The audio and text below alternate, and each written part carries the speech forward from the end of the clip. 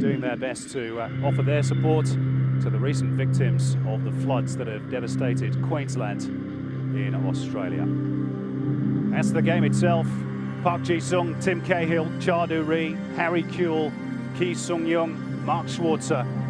Australia against South Korea is a heavyweight contest with some of the biggest names in the tournament. Indeed, some are saying this could be a dress rehearsal for the final itself. Both teams, of course, off to winning starts. Australia easing into the tournament with a comfortable win over India. South Korea edging out the dangerous Bahrain. But this is the one that really matters, with qualification a certainty for whoever wins.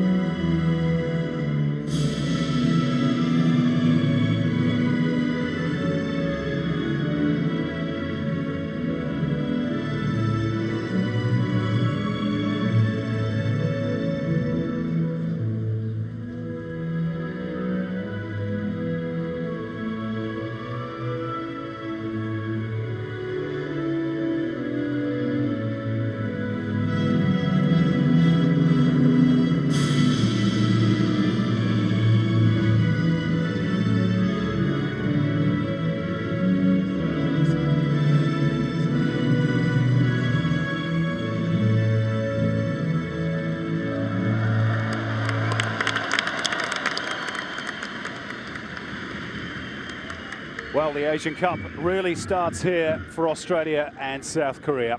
India and Bahrain, mere entrees. This is the main dish. And with all the talent on show today, this could be a real feast of football between two teams ranked 1 and 3 in Asia.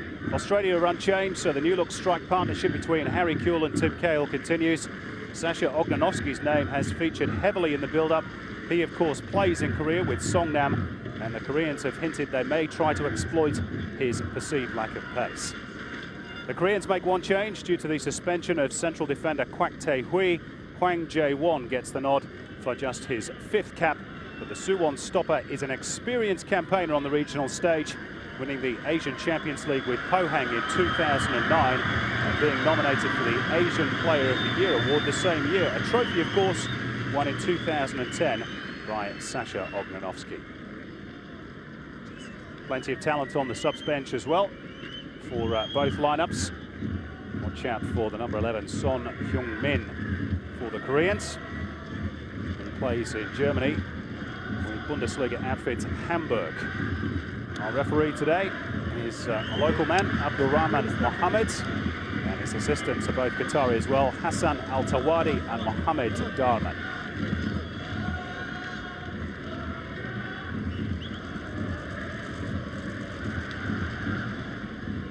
Every team, it seems these days, does the huddle. It's become de rigueur for international and club football alike. There's Holger Osik. If you are looking for omens, then Osik's Canadian side came through a group involving South Korea at the 2000 CONCACAF Gold Cup, when the Taeguk Warriors were invitees of the North American region, and the Canucks went on to win that particular competition. Cho Kwang-rae has had plenty to say in the build-up, pinpointing, as we say, Sasha Ognanovsky is the Socceroos' weak link. His task is to deliver the country's first Asian Cup in 51 years.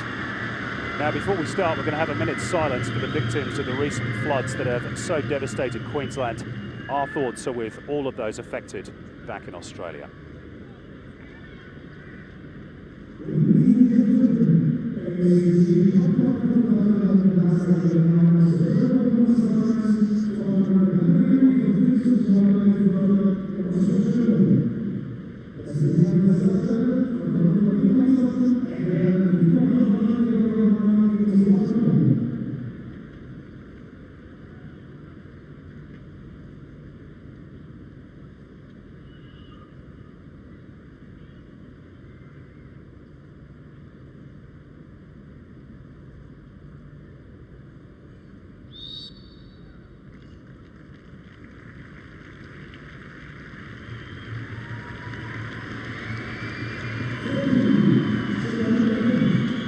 Silence impeccably observed. The Al Gharafa Stadium around about half full, and all full of eager anticipation ahead of this particular clash. Australia against South Korea, Group C of the Asian Cup.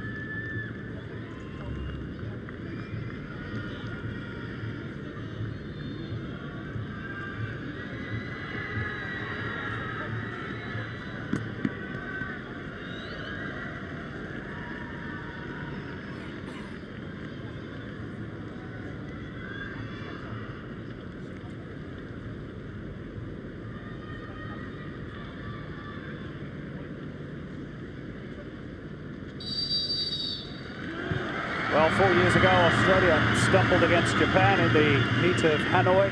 Today, we'll find out just how much they've learned about Asia in their biggest competitive test since then. Andy Harper's alongside for the call. Andy, what are you expecting today? Well, I think this is a huge test for both teams. Of course, India provided little resistance for the Socceroos. It was a good hit out for the green and gold. And we'll see exactly how good a hit out it was against one of the raging hot favourites for this competition. Indeed, the marker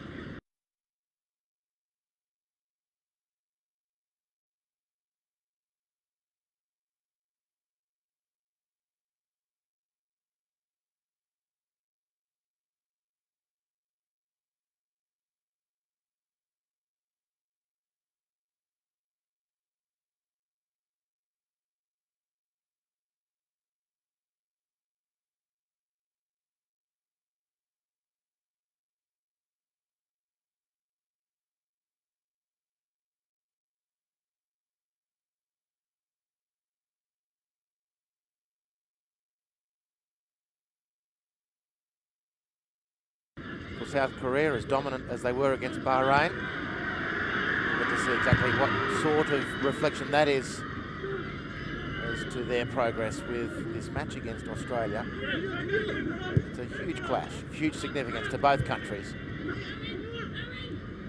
This is Lee Chung-yong.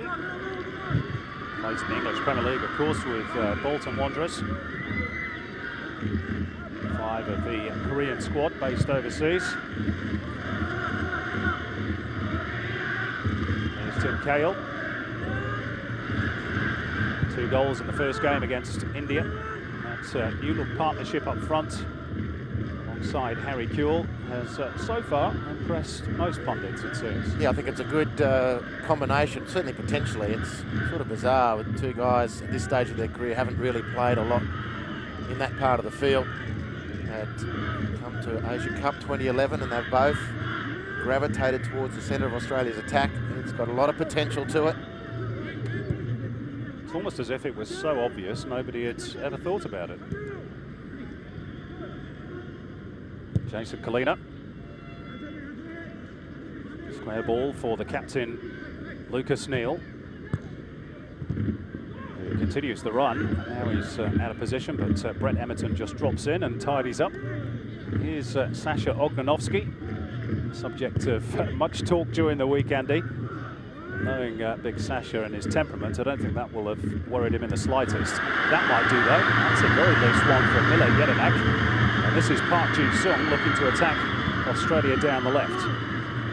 On the right is Lee Chung-yong. And Park will drive for goal, but he never really got hold of it. He scuffed his shot badly, and the first attack in anger came care of a Miller Jedinak mistake. That's going to be a foul on Kewell by Ki Sung-yong.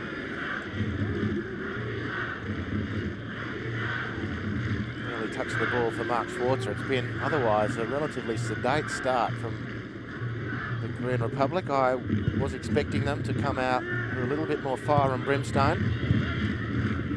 To your point, the discussion pre-match, in fact during the week, about Sasha Ognanovsky from the Korean camp. Normally the players who you do think are going to be a weakness are the ones you don't say anything about. You keep that one quiet. This is obviously because of Korea, the stature of Ognanovsky in Korea. They're looking to maybe bring Sasha down a peg or 2 psychologically before kickoff. Don't think it'll work, but it's worth a try. Australia have said they're going to try and attack down the flanks and get the crosses in for the likes of Cahill. Kewell to feed perhaps off the knockdowns. Here's the Central Korean striker Ji Dong-won. There's no doubt that the majority of the crowds are going to be behind the Koreans. Not too many Australians in Qatar to cheer on the green and gold. Tripped by Harry Kewell, but advantage played. This is Chadu Ri, who leaves it now for Lee Chung-yong. Neal just getting in ahead of Koo Jae-chol, who of course scored twice in that 2-1 win over Bahrain on match day 1 for the Koreans, and a free kick for the Tiger Warriors. A good early start from Lucas Neal. He's snuck in a couple of times and pinched the ball. It's going to be a key duel. On Australia's left side, David Carney, and a tussle there with Lee Chung-yong. Could be an interesting battle, that one. Plenty said and written about Australia's left flank this week as well. David Carney having the finger pointed at him from various quarters. He's retained his place. Here's the free kick, and it's flipped on towards goal by Lee Jong-soo, the tall Korean defender. He made good ground. And he rose above the pack. Did Lee Jong-soo, but couldn't control the header. No troubles for Mark Schwarzer. Lee Jong-soo, the only man on the park today who's carrying the yellow cards. Gets another one today. He will miss Korea's final group game against the Indians in a few days' time. India, of course, facing Bahrain a little bit later on today in Doha. India coach Bobby Houghton is at the game today. Yeah, we've just seen it. Interesting, that. Yeah, leaving at half-time, we're reliably informed. I hope so. I think he's got some duties to perform. Talent scouting his next opponent.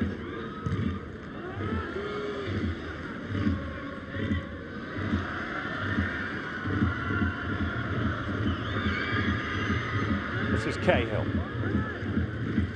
Emerton, but Kewell on his heels. Very solid challenge by Hwang Jae-won, eager to make an impression. He started well, hasn't he? 2 or 3 very dominant headers and a couple of clattering challenges. Assert his authority early. There was a little push there on Harry Kewell. The linesman's flag was raised immediately.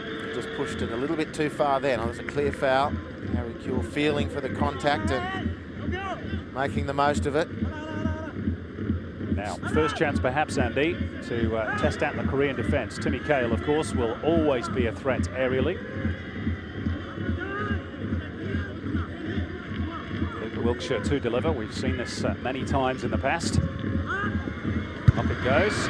Might drop for Kewell on his half volleyed it over the top, and I think he and Cahill perhaps got a little in each other's way. The partnership, the golden partnership, got their wires completely crossed. Delightful free kick from Luke Wiltshire, set up nicely.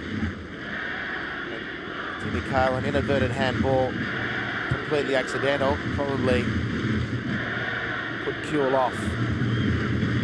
Nervous little moment there for South Korea.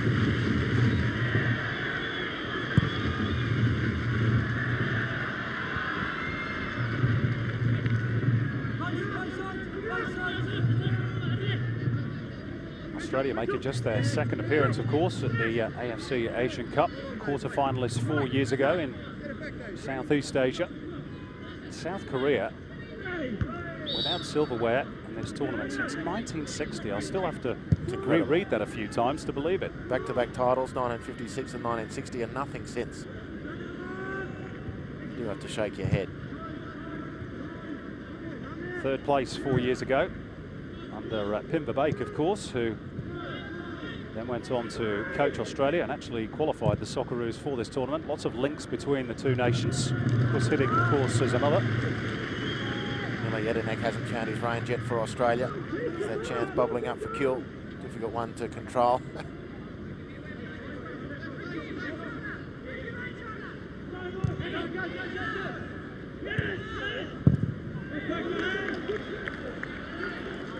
Wang, Jaewon rushing his clearance, and only to the effect of awarding Australia a throw-in, and they've got another opportunity now.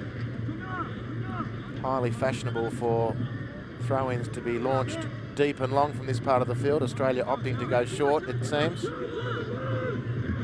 Brent Hamilton, who was probably close to the man of the match for Australia against India, and he's found room for the cross. Clearing header by Lee Jung-soo. Wiltshire cushioned down by Emerton. And Wiltshire with the left foot cross, and Kewell leaps. In the air though by Lee Jung-soo, but Korea having difficulty clearing their lines here. Now they will. Holman wanted the foul. Olmanovsky intercepts. This is a good little spell here for Australia, but Carney's lost out. Now he's got to scramble back into position. Another great delivery from the flanks.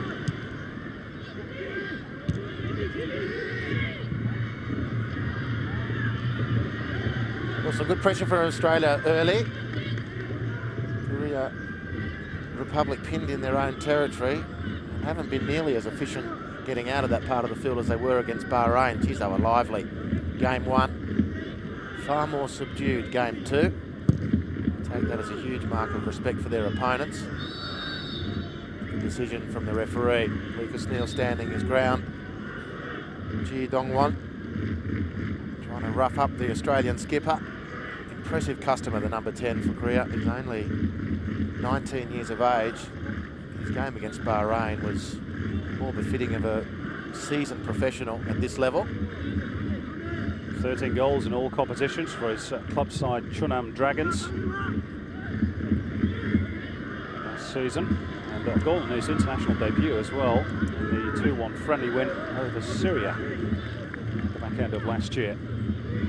Of course, they're without Park Chu-young, their normal leader of the line, the Monaco striker who's out with injury. This is Harry Kewell. Clearance by Hwang Jae-won. And now Chadu Ree, the flying right wing-back from Glasgow Celtic. Marauding forward, he's made good ground. Park Ji-sung of Manchester United. Infield to Ki Sung-young, another Glasgow Celtic player.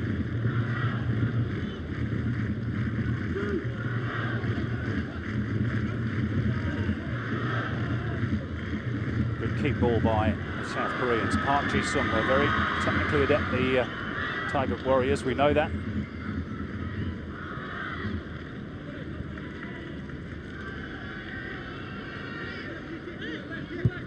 Chardou-Ree's combination down that right flank, Andy, with Lee Chung-yong, no doubt have been something that Holger Osik will have perhaps pinpointed at training this week.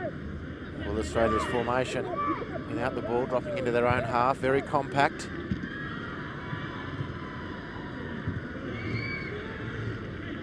They win it through Holman, but Jason Polina's touch less than sure. Here's that man Chardou-Ree. Here's the Bahrains. Lots of problems down that right flank on match day one. Thani holds him up. Time to measure the cross though. For Lee Chung-yong.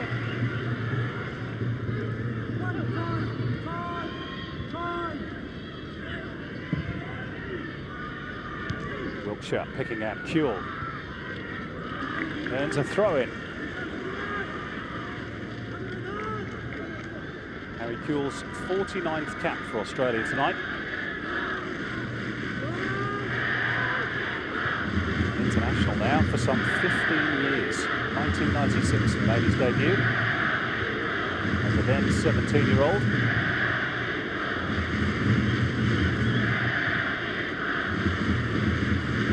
Arguably still as vital as he ever was.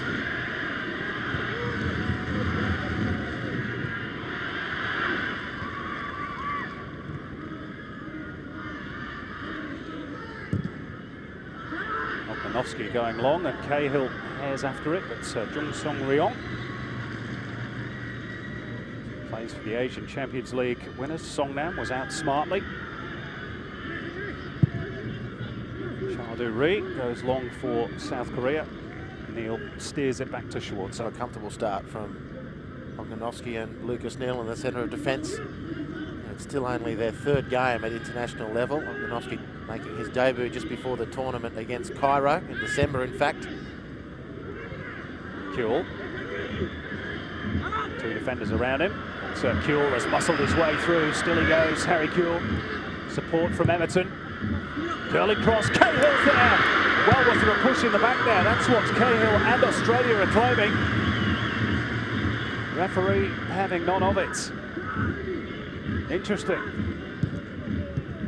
Just as he was about to pull the trigger there, Tim Cahill, it did appear as though there was a nudge in the back. Meantime, South Korea continue. And, that's a great interception from Neil. Well, that's a hugely contentious moment. It's a clear foul. Chardou-Ree, I've got no doubt, was in his mind attempting to get the ball, but he's just clattered into the back of Tim Cahill, whose supplications fall on deaf ears.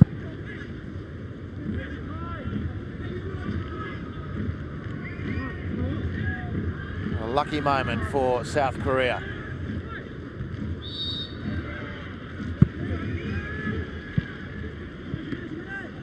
The aerial threat of Timmy Cahill. That'll have been something Cho Kwang-rae will have worked upon this week as well.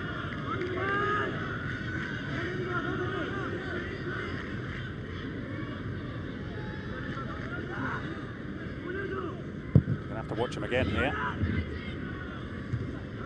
It is Cahill who wins the header.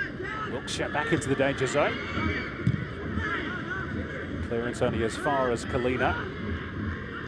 Emerton showing, but Wilkshire turning and delivering with the left foot. Harry Kuehl was coming back from an offside position. Free kick.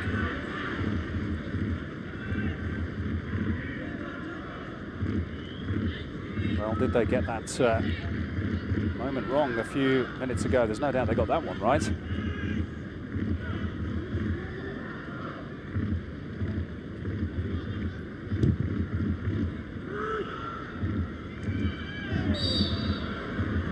The 24th meeting between Australia and South Korea at international level today.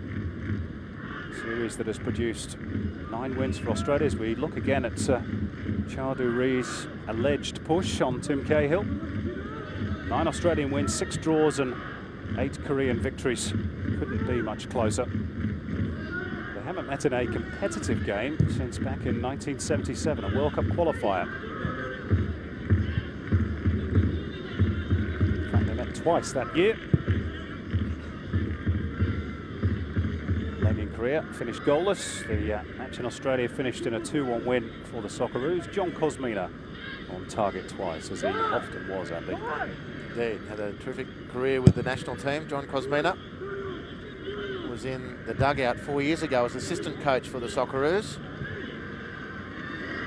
Park Ji-sung, a little ripple of excitement from the Korean supporters, and the referee judges that that's a foul by Miller Jedinak. Park Ji-sung just finding a rare moment of speed. It looked to me as though he ran into Jedinak there. It's a little bit of a gimme for the Korean Republic.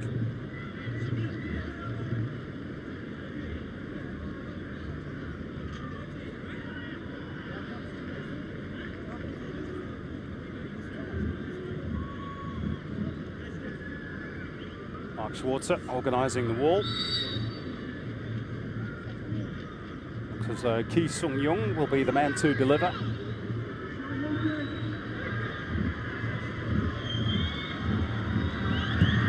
Here's Ki Sung-young, and he got it around the wall, but not around Lucas Neal.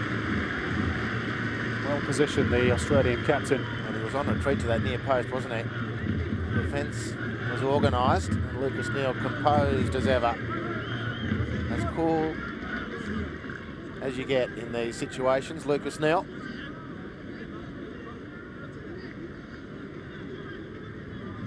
Same player will deliver the corner.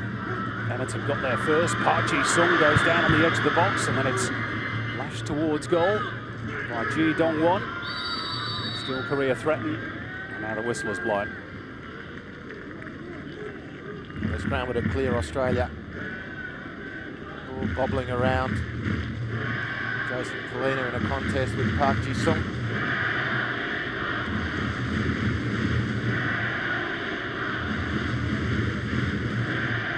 Tell you what, the referee wouldn't have been completely wrong if he'd awarded a spot for that.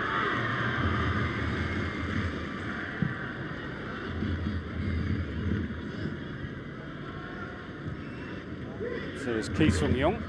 Actually spent part of his childhood in Australia. Educated in Brisbane, where he was known as David, which I presume is the anglicised version of Ki. Now Lee Young-pyo, the veteran Korean fullback, trying to find the space for the cross. He'll settle for the corner though. Well, the Socceroos defending well. It's a very well organised outfit so far. The question of Korea at the moment is when they go to speed things up a little bit. It seems as though they're easing their way into the game, and Australia dealing with things very efficiently at this point.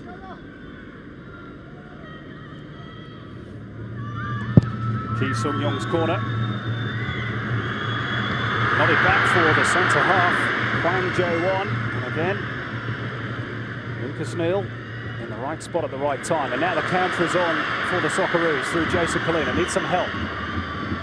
It arrives in the shape of Everton, but too many red jerseys. Ki Sung-young has stayed down on the turf, and Joe Kwang Ray has come to the edge of the technical zone and told his players to kick the ball out of play. That's quite a heavy collision. Jason Kalina trying to get to the ball. Brett Emerton putting his shoulder to the wheel. Here's that chance from Hwang. He snatched at his shot. Timmy Cahill taking no chances.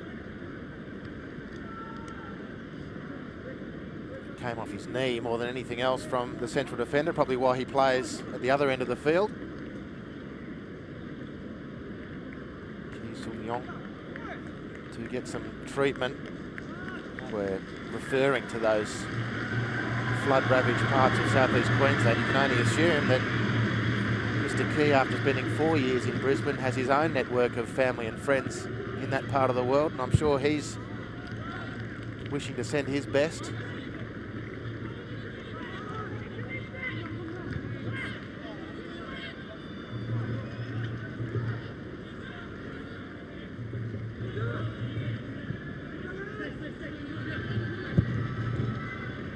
Ri into the channel. Lovely turn by Koo Jae-chol. The young Pyo just had to check.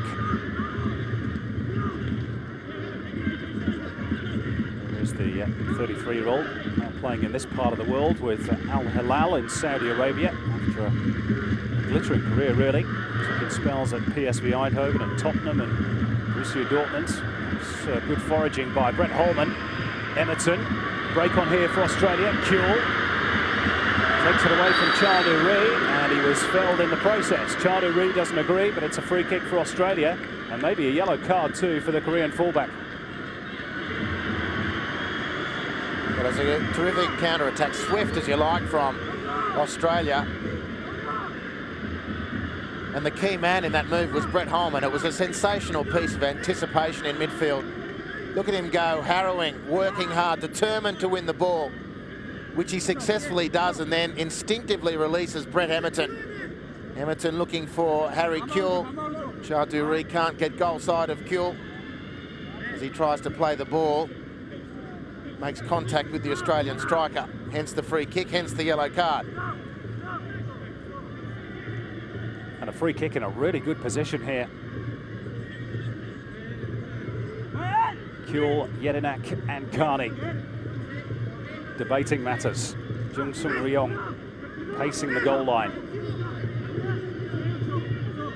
The wall set. It's the angle that would probably suit the right footer. David Carney's walked away. Could be Miller Jedinak to hit this. It is Jedinak, and the wall stands firm. Out to Wiltshire though, who drives it back towards Jung Sung Ryong. Takes it in the midriff. Well, good work from the defensive wall, and then some comfortable goalkeeping. Goalkeepers really enjoy just a good solid claim like that in a pressurised situation. Jung Sung Ryong, fresh out of the 2010 World Cup, of course. Huge clearance, and Ji Dong-won tees it up. This is a real chance for South Korea. They've scored! Koo Jae-chol, who scored 2 in the first game against Bahrain, repeats the dose against Australia.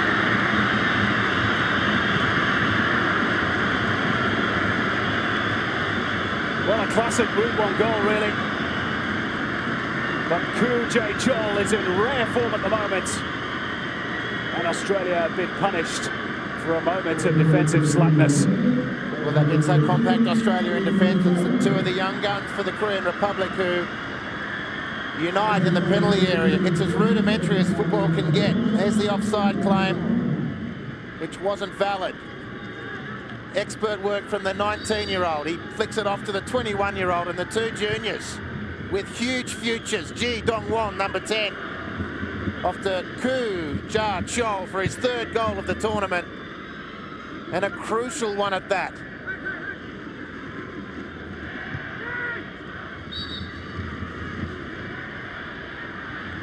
Well, Lucas Neal, up until this point, had the better of the exchanges, but it only takes a moment for good footballers to wriggle clear. Koo Jae-chol had moved into the penalty area in so much space. Here they come again, the South Koreans. They've dragged that one wide in the shape of Lee Chung-yong. He is turning into a real find, isn't he? Koo Jae-chol for Cho Kwang-rae. Plays a bit deeper in the K-League for his club side Jeju United, where he actually laid on 19 assists in the domestic competition last year. But he scored a couple of goals at the Asian Games in Guangzhou at the back end of last year.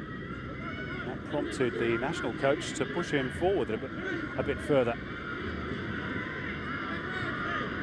Kuehl, surrounded by Korean defenders.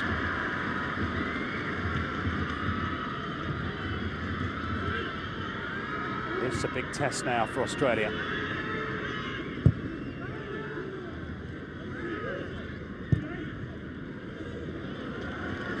Not a good ball by Neal. A wayward pass by the skipper. Well, it only took 2 Korean players from the long clearance from the keeper. There are enough Aussies around. And none could get close enough to Ku Jarchol. Now Jedinak putting Ogmanovsky under pressure.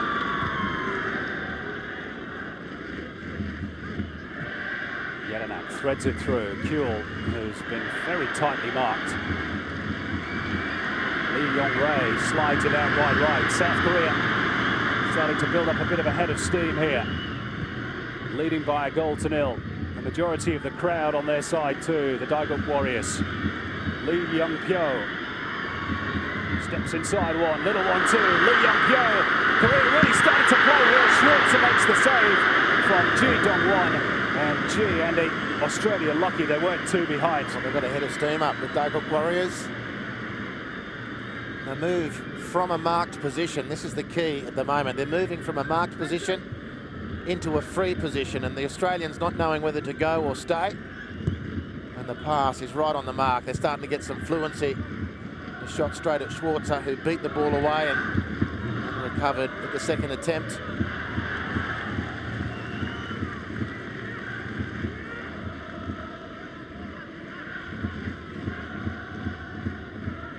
Emerson's flick. Well, there are two men around Harry Kuhl every time he gets a touch of the ball. He's having a tough time of it, and he's obviously been targeted. Look at this beautiful work, the give and go. Australian defenders in the proximity, but that's the best you could have said. Now Park Ji-sung outside of the boots. That's too much weight on that. But they're really posing a threat every time they come forward at the moment.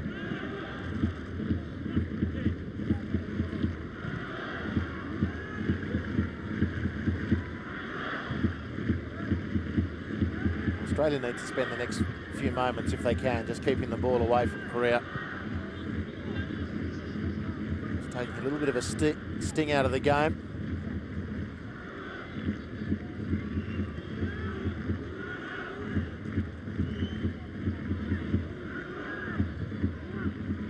Jedinak out for Carney.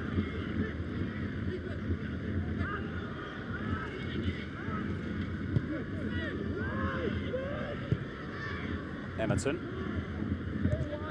Neil.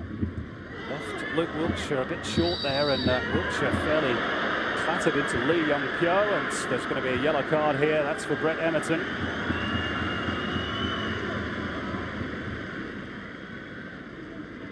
Well, Brett Emerson claiming that it was the coach of South Korea who'd earned him that yellow card with his very visible demonstration in the technical area. It was Luke Wiltshire who lit the fuse with a heavy piece of work.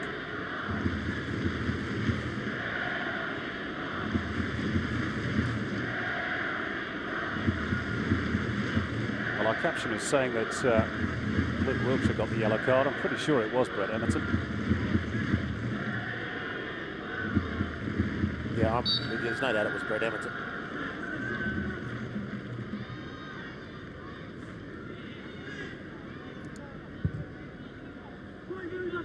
Lee Young-pyo's free kick. Neil obviously got a shout from Schwarzer.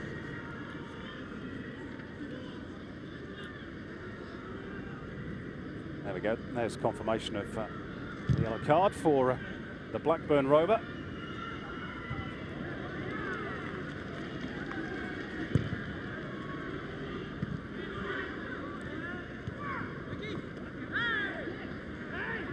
Surely a foul on Wiltshire. Eventually the whistle goes.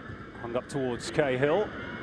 Kuhl gets a push in the back. Another free kick for Australia. They've had a few of these in this sort of territory. Well, he's using his body expertly, Harry Kuhl. Again, he was inviting the attention of Wang Jae-won, who's a big unit. Harry Kuhl, again, just feeling for where that central defender was.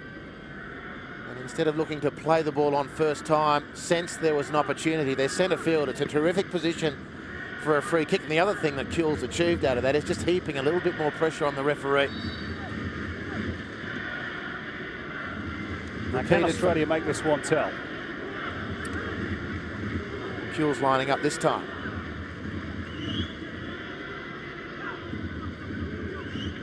Everybody in the wall for South Korea. Teed up for Kuehl. Oh, it wasn't too far away from Harry Kuehl.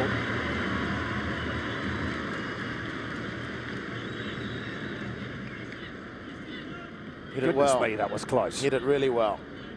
Keeper was never sure.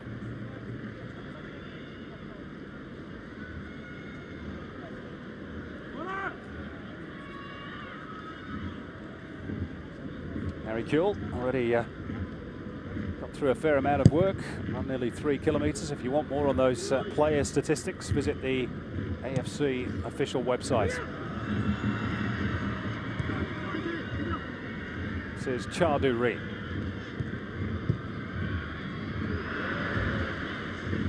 Chung-yong unable to stretch far enough.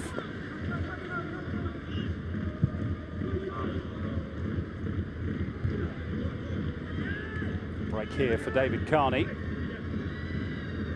He's run out of it by Lee Chung-yong.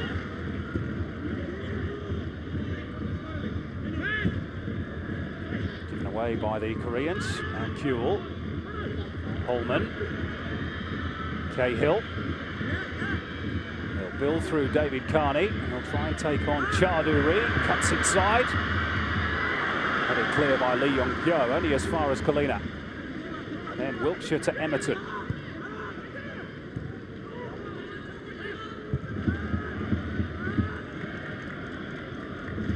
Korea, though, working very hard to close down the spaces. Yedinak hangs it up.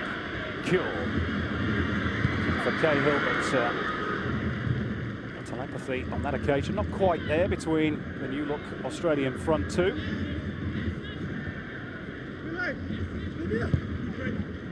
Australia shading possession. South Korea ahead on the score sheet. That's what matters. Koo Ja-chol's goal on 24 minutes.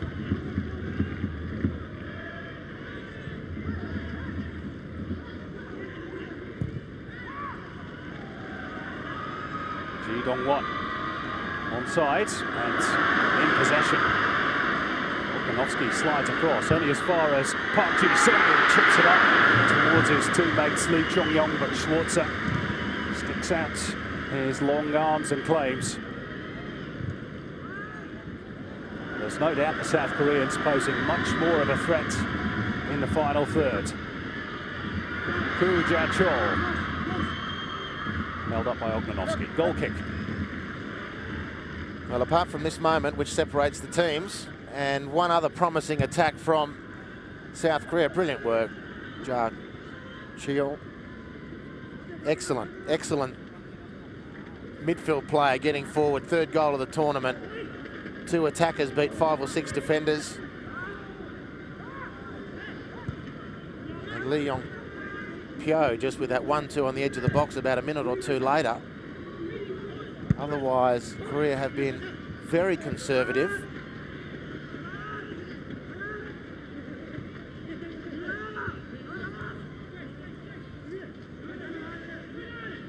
Yep, everybody quick to drop behind the ball whenever they concede possession. Only Ji Dong-won ahead of where the ball is at the moment. That's a late one. That's got to be a card for Ki Sung-young.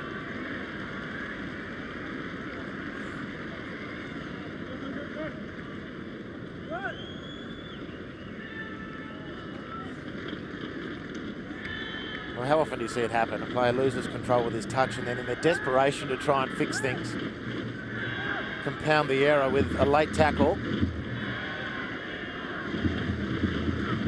Third yellow card of the game. So Holger Osik looks on. Another set piece for Australia, which doesn't get past the first man. Maybe he will this time. It's good defending by Park Ji-sung. Lee Yong-pyo up towards halfway, and Joseph Kalina not quite tall enough to direct the ball forwards rather than sideways.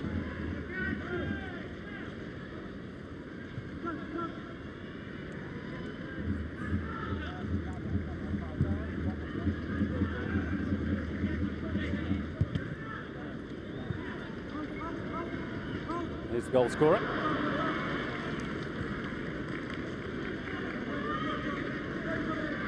Korean squad full of plenty of emerging talents. In fact, more than half of Cho Kwang Ray's party is aged 24 or less. Bit of a contrast with Australia, whose average age, at least in the starting 11, Andy, is touching 30. Yeah, it's pushing up there. Certainly pushing up there, but you wouldn't say that's the reason why there's the difference between the teams on the scoreboard here so far.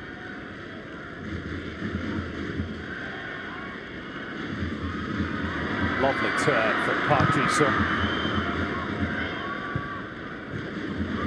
Australians embarrassed there for a moment. Lee Yong-kyo steers it in. It comes off David Carney, and Mark Schwarzer can only stand and watch as it drifts behind for a corner.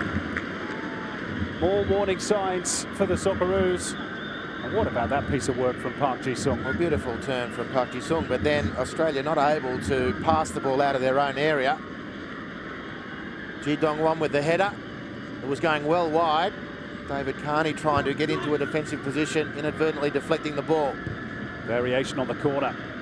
Very neatly done by South Korea, but Carney alert to the danger. Lee Yong-kyo will set it up again. Park Ji-sung, down he goes on the edge of the D, but play on, says the referee, and Australia give away cheap ball again. Lee Chung-yong takes a deflection, and behind it goes for a goal kick. And Australia's defence just creaking momentarily. It's clearly not a foul. Lucas Neal asks if it's not a foul, why isn't simulation, referee?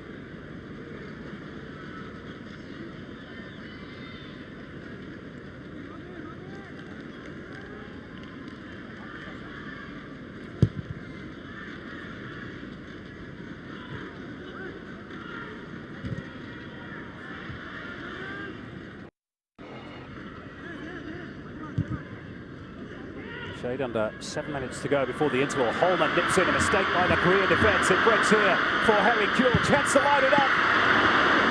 And he's dragged it wide. And he berates himself for missing that opportunity. Well, he won't need being told. But again, it's Brett Holman, Australia's two best moments because of his pilfering work in midfield. Outstanding from Holman. And Harry Kewell will know that this needs to find the target. It's got to force a save at least. And so often for the Socceroos, he's done just that.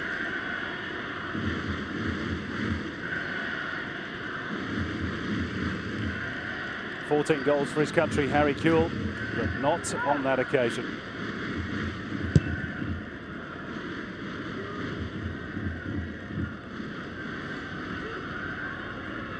Koo Ja-chol for South Korea. Now Chao-du-ri.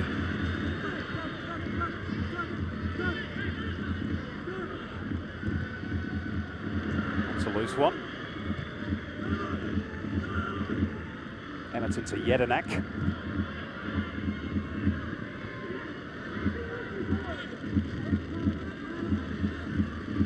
Brett Emerton has been tightly watched as well. He was outstanding against India, Andy. Not had nearly as much room this evening. Wiltshire lets it go. Here's Keo with a chance. Oh, and he delayed too long. And Chao-du-ri got back in the nick of time. Well, this is an Australian move that a lot of people supporting the green and gold will enjoy watching because it was on the front foot. It was an attack on the front foot. Luke Wiltshire reading the play brilliantly, and the crispness of the pass to Kewell, who's very intelligent dummy to Tim Cahill, should have been rewarded, but Chao-du-ri too sharp for Australia's golden marksman. They've had two good chances in the space of a few minutes, Australia, and they have a corner. Fisted clear by Jung Sung-ryong. Emerton forced to go all the way back to Mark Schwarzer. But more promising moments for Australia. Well, there's been large parts of the Australian performance which has been very good. A couple of moments of sloppiness in possession, which is taking the gloss off, and needless to say, of course, the goal they conceded, which always hurts.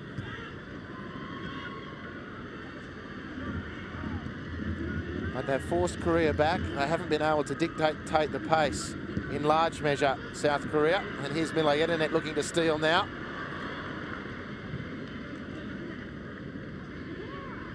Lee Young-kyo.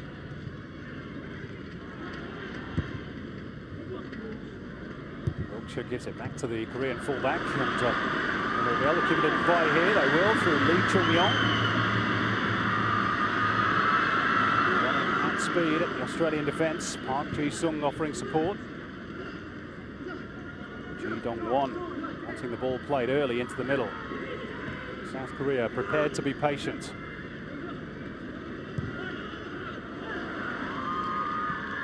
Koo Ja-chol. Now Lee Chung-yong. Drifts away from a defender or two and gets the shot away, but never going to trouble Mark Schwarzer. Well, look composed and balanced on that attack too. Very patient, South Korea.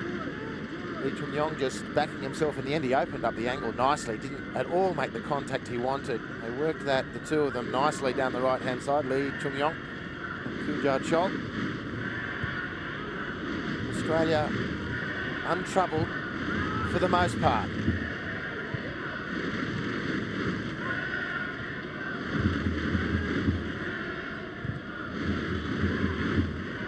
Kalina had it nicked off his toe by Lee Sung-yong, and then a trip by Sasha Ognanovsky and a bit of afters too between the big Aussie defender and Lee Chung-yong.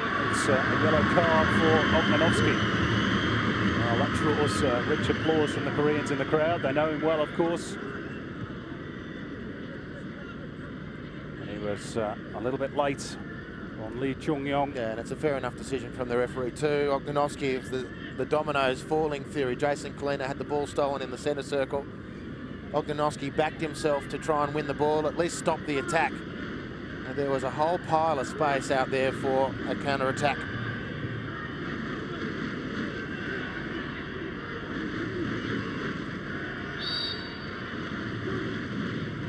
Half-time approaching. Australia will not want to concede a second. It would be a long way back from that sort of scoreline. Checked forward by Lee Jung-soo. Chardou-Ri out-muscled by Holman, who's battled well for Australia.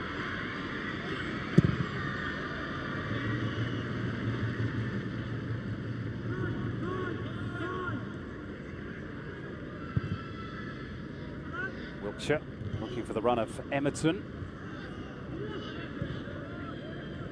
And now Lee Young-kyo.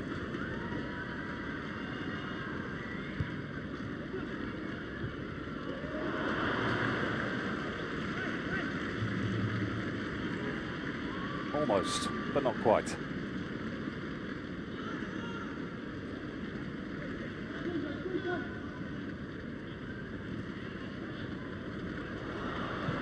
Turn by Koo Ja-chol. Lee Chung-yong.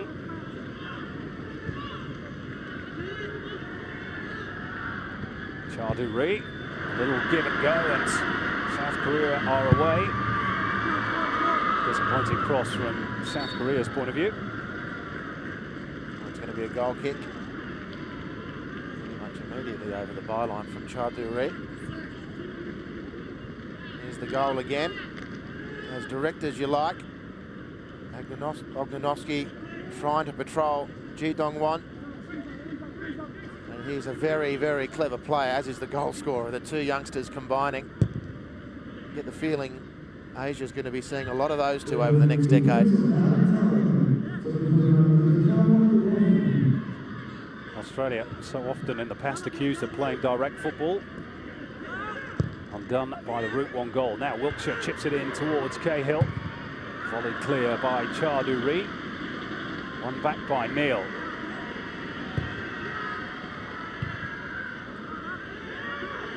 Kyo.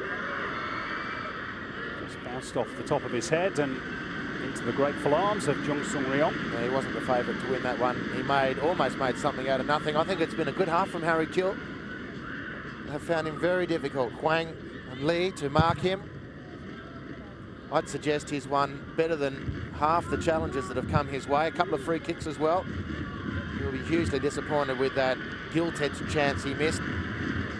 Fell to his sweet left foot that couldn't deliver for once. And here's very aware dummy to put Timmy Cahill in front of goal after Luke Wiltshire had done brilliantly. Has the game lived up to its billing, Andy? No, it's been a very cautious game, Simon. It's just two teams, obviously, with huge respect for each other, and you can understand why. There hasn't been the cut and thrust that some might have expected.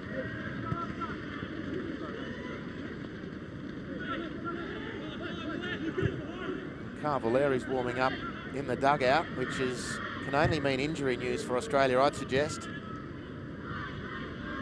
Maybe it's Jason Kalina who is on halfway. Position unfamiliar for him. Brett Emerton is in the centre of midfield at the moment. I'd suggest Jason Kalina's not long for this football match. Obviously, Holger Osik trying to get his charges through until half-time, which arrives now with South Korea leading by a goal to nil. Koo Ja-chol after 24 minutes. Australia have had some good chances, particularly Harry Kewell and Tim Cahill. But at the interval, the Socceroos trail in the big match in Group C. It's Australia 0, South Korea 1 at the interval in Doha.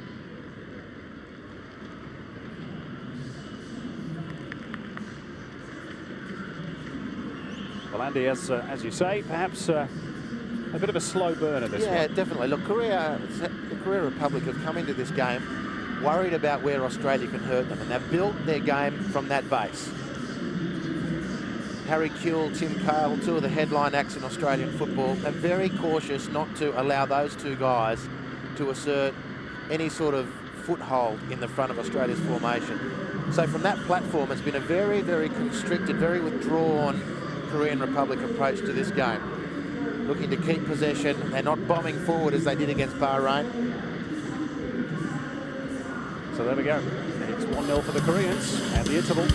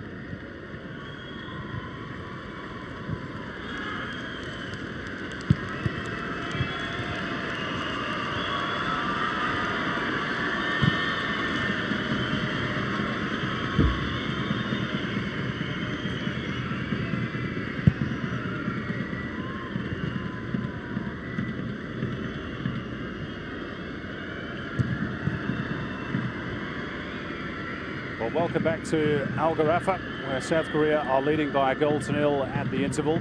Both teams, of course, eager to finish top of Group C to potentially avoid Iran in the quarterfinals. There's the goal scorer, Koo Ja-chol.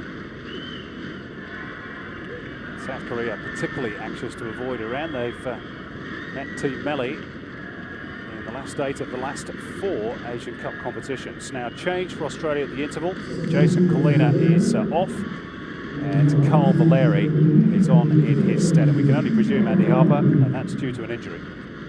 There's no doubt it was an injury. I was watching Jason towards the closure of that first half. And he's not often injured, Jason Collina, and often plays with injury and niggle, so this must be reasonably serious.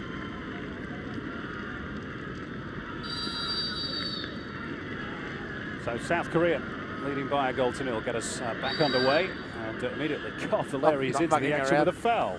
Just wanted to introduce himself to the football match. He's waited about 5 seconds. How'd you do?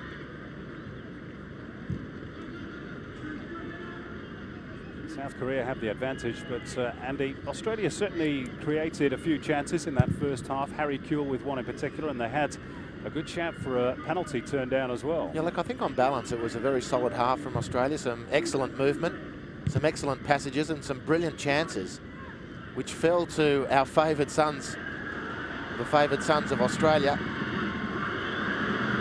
This was Koo Ja-chol, the goal scorer, looking for a second. Neither Kale nor Kewell could capitalise. Apart from moments of sloppiness in possession, 1 or 2 times with cheap turnovers which put the team under pressure, it was otherwise a very solid half against a hugely accomplished football team. South Korea have got a couple of issues in defence themselves. They're finding Harry Kewell very difficult. That's an easy one for Mark Schwarzer. But they look good, the South Korean team, when they get into the final third, when they've got players in close proximity to the ball carrier. Their short game's good. And indeed, as they showed with the goal they scored, they can do it from range as well. Brett Emerton in possession for the Socceroos. Jedinak now without his starting midfield central partner, Jason Collina. Not a great ball from Jedinak. He finished the half well, started it poorly. A couple of wayward passes, and he's gone back to the start of the game rather than the way he finished the first half. It's a huge loss, Jason Collina. More responsibility on Mile Jedinak's shoulders now. Ognanovsky and Koo Ja-chol just involved in a little off-the-ball incident there. The referee did see it. I'm sure he'll be keeping an eye on those two.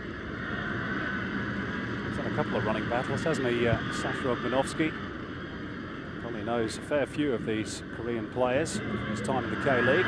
We won't know Park Ji-sung, though, who plays in the Premier League. He's bundled over by Jedinak. And that's a free kick right on the edge of the box for South Korea. Clever play from the Manchester United man and the captain of South Korea. Just worked his way goal side of Jedinak, who was struggling from that point on. The ball was getting deep into Australia's danger zone. Clumsy challenge from Jedinak. Better to be clumsy outside the box and in. I'm sure that was the final thought for Mile Jedinak, who was feeling stretched.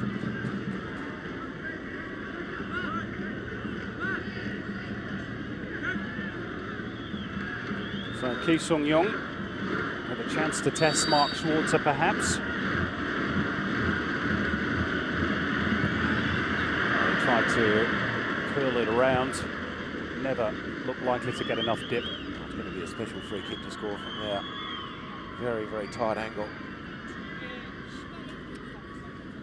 Not even close.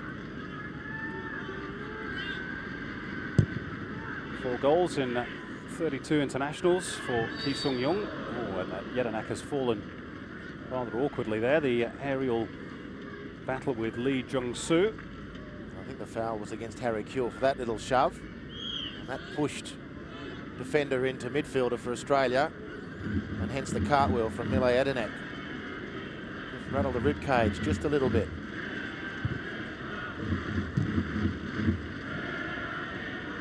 Holman, one of Australia's more impressive performance in that first half. And here he is, fed by Harry Kewell. Emerton is wide right.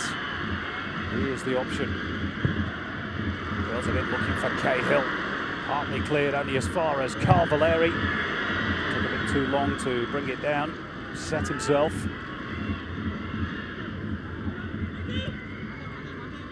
Emerton. He's jigged his way clear of one defender. Well, almost. Pyo just managing to recover his ground, and now the counter-attack is on for South Korea. Ji Dong-won on the ball.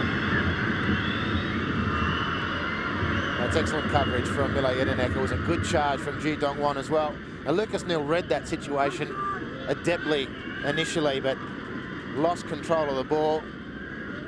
There will be a claim that might have been handball, but there's no way the ref could give handball for that. Rightly waved play on.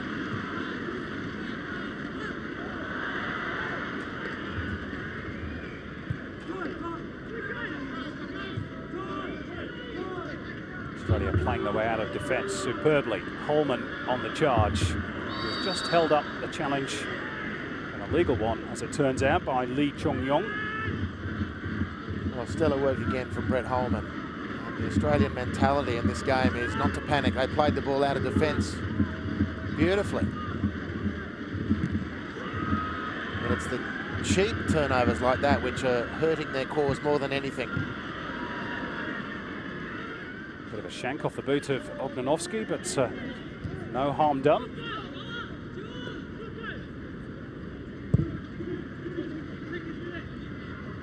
Australia go long. One in the air by Hwang Jae-won. Now Park Ji-sung gets the motors running. Away from Ognanovsky now. Ognanovsky is in the book already. Does he go to his top pocket again? Abdulrahman Mohammed, or is he being given a final warning? Well, the referee's shown restraint. The Korean players are disagreeing. And they got a case. This is careless from Ognanovsky. And he was caught in that half mind. Do I go or do I stay? In the end he went, but not with full commitment, and was late. Well, he stays on the park, Sasha Ognanovsky, but he's surely on his final warning.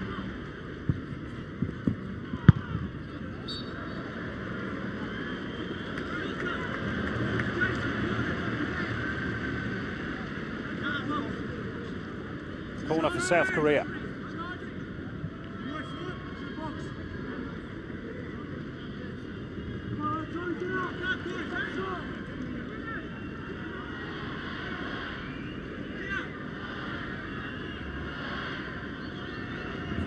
Chol to deliver.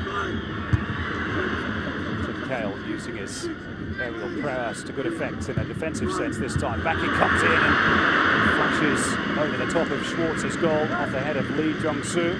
There's a bit of a threat from set pieces. The big centre-back. Well, two nice balls. Chol. Cahill dealt with the first one. The second was just that bit closer to the near post.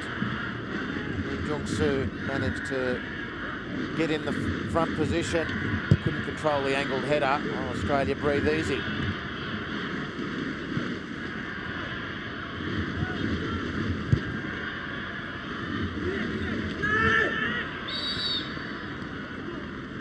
Holding by Kuehl. Australia, of course, face Bahrain on match day 3 in Group C. As we watch again the attempt by Lee Jung-soo and the subsequent infringement by Harry Kuehl.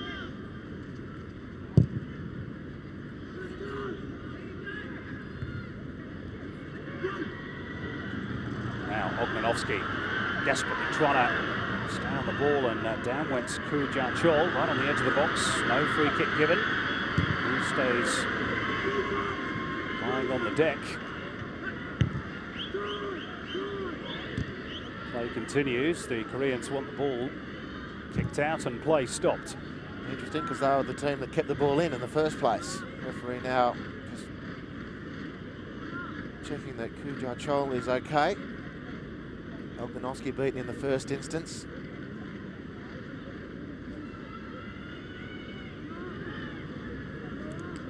There can be no whatsoever that Carl Valeri fouled Kujachol.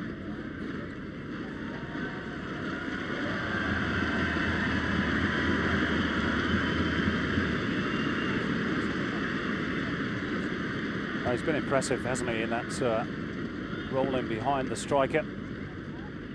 Kujachol, not just the goal.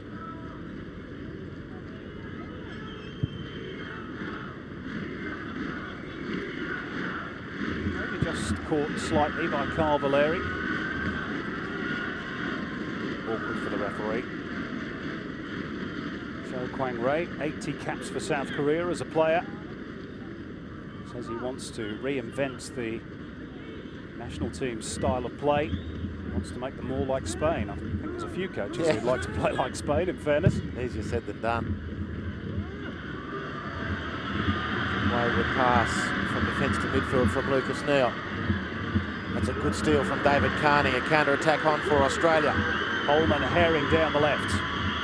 Kuehl central, touch for Cahill. Emerton wide right, it's too far. Pity for Australia. It was shaping up really nicely. It's been an aspect of their game which has been very impressive on the occasion when individual defenders have read a situation and pinched possession. Well, they pinched possession again here, Australia. Headed clear by Lee Jong-soo. We've seen Luke Wilshere do it once or twice. Brett Holman do it a couple of times. That time David Carney. Some excellent work.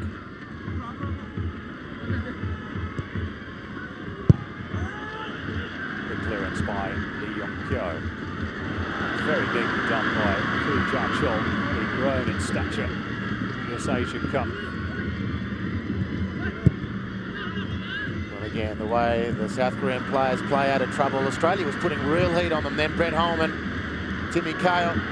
But they move the ball so quickly in tight areas. This is Charduri. Throwing his way forward. He's such a powerful athlete, isn't he, Charduri? He's been pretty well contained today, however, and that was another good example. Australia's much talked about left side defence, Jedinak linking with Carney. Carney standing his ground as he's entitled to do. Now Kuehl has got a metre on the defender. Can he pick out Tim Cahill in the middle? Takes a deflection. That's a good stop by the goalkeeper. It's a tough situation for anything more to come from that for Australia. It was another one of those promising situations that promises more than really is able to be delivered. Harry Kuehl, a very narrow angle. Just Tim Cahill supporting. Now on the charge is Lee Chung-yong. 5 shots on target for Australia, 10 for the Korean Republic. This is Lee Yong-rae. Park Ji-sung is wide left, the Korean captain. That'll be a corner.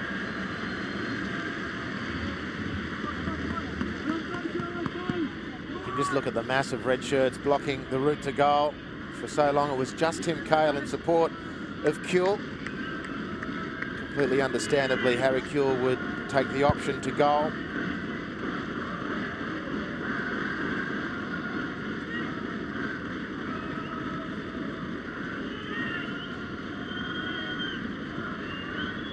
Kujachol thought about going short for his captain. That'll be the more conventional delivery. Good header, one on the far post by Hwang Jae-won. They'll work it back here for Lee Yong-rae. And Ji Dong-won claiming a push from Brett Emerton. Well, defending those situations very well, Australia. Brett Emerton just in exactly the right position for the ball that was swinging in towards the goal.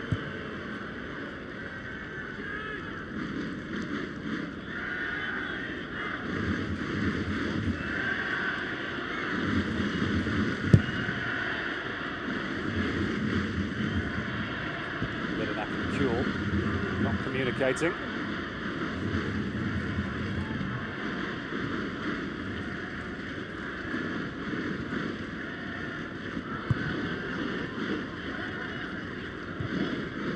Valeri.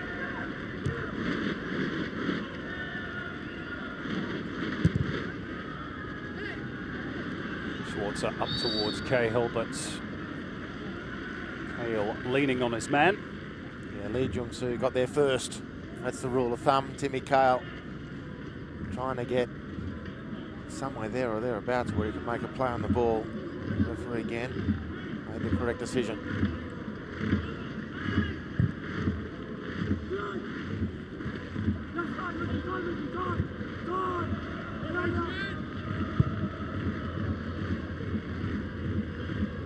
It's a good touch by Harry Kewell, but Tim Cahill just not quite alive to it. Perhaps didn't expect his teammate to get there first. And again, great football by South Korea in very tight spaces. Park Ji-sung tries for goal and beaten clear by Mark Schwartz at the near post. The ball still in play here. Lee Chung-yong. Back for Lee Young-pyo. Teasing cross. Thani meets it. So we pass the hour mark here at Al Gharafa Stadium in Doha.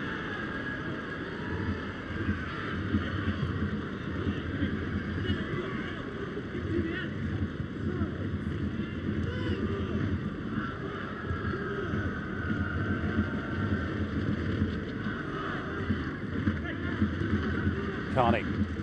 Emerton, who's swapped over to the left flank just for the moment. See if that becomes a permanent arrangement.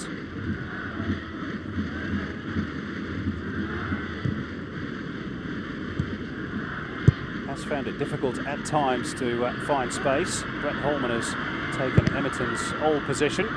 Might cannon off here for Harry Kewell. Kewell goes for goal. And the deflection goes behind, Australian corner. Well, there are moments. There are continuing moments for Australia doing well. Park Ji-sung forcing some regulation work out of Mark Schwarzer, who was very comfortable. But again, it was that intricate pattern of play under real pressure, and then South Korea releasing Park Ji-sung for the shot. Wilkshire's corner. Cahill leaps, drops here for Lucas Neal. The goalkeeper's not been there, and Australia have scored. Mile Jedinak, his first international goal, and we're all square at Al Gharafa.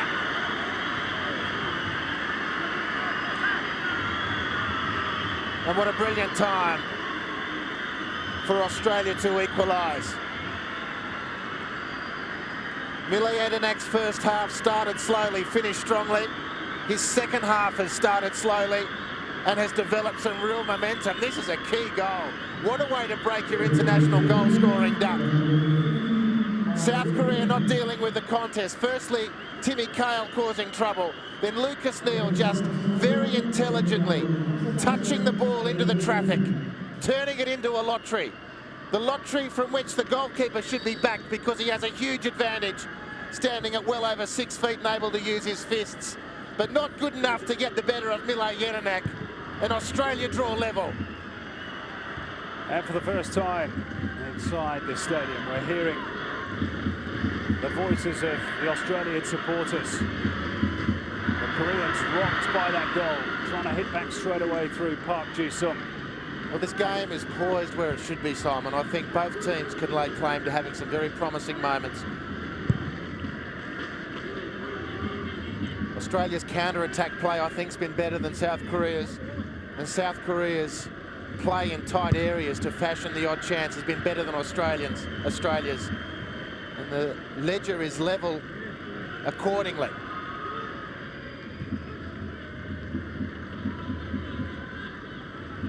Well, what a finale we're going to have to this game now. It's living up to its billing.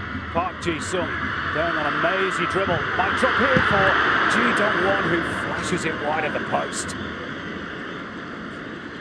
Well, as the game enters its clutch moments, it's the big game players who start to rise. And Park Ji-sung, arguably the biggest in the tournament.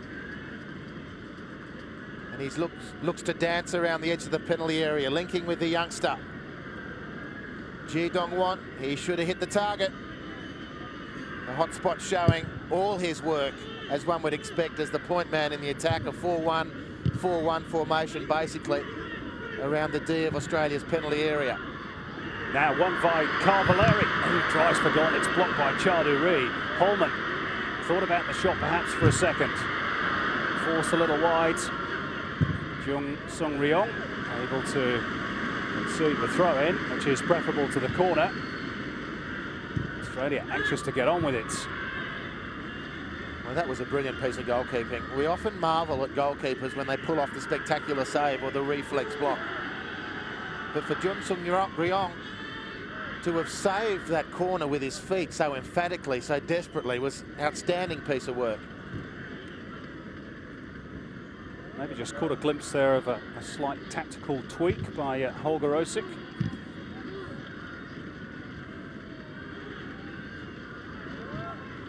Brett Holman holding 3 fingers up, which may suggest something. As Schwarzer comes out to claim.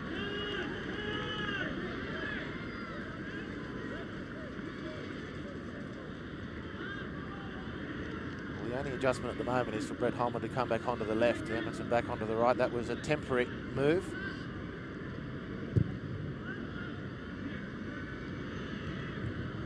Flicked on by Kewell, Kale's offside. I reckon Luke Wilshere's in trouble too, Simon. At right fullback for Australia, injury-wise. He's signalling to the bench that he's probably going to be okay. This is clear offside from Timmy Kale. Good work again from Harry Kewell. He's at better than even money at the moment, Kewell, in those aerial duels. It's been a superb performance in that facet of the game.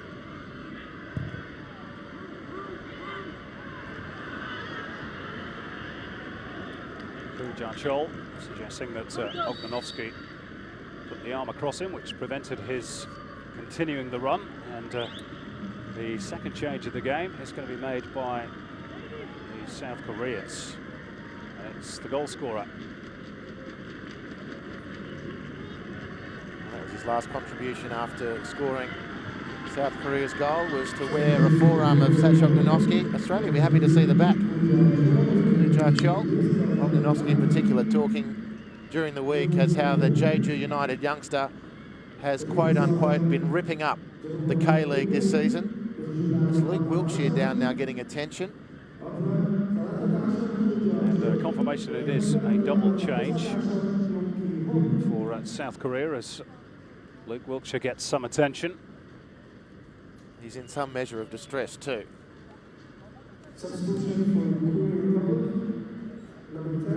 So the new men, Yu Byung-soo, striker from Incheon United. He'll take the points, or take the place, I should say, of Ji Dong-won at the point of attack. 22 goals last season for his club side. And Yong Ki-hun is on in the stead of Koo Ja-chol. Luke Wilshere looks like he's got a groin or a stomach problem. Either way, it's Jade North who's warming up on the sideline for Australia.